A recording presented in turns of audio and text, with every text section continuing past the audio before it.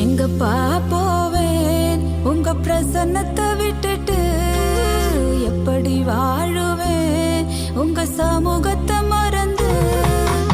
எங்கப்பா போவேன் உங்க பிரசன்னத்தை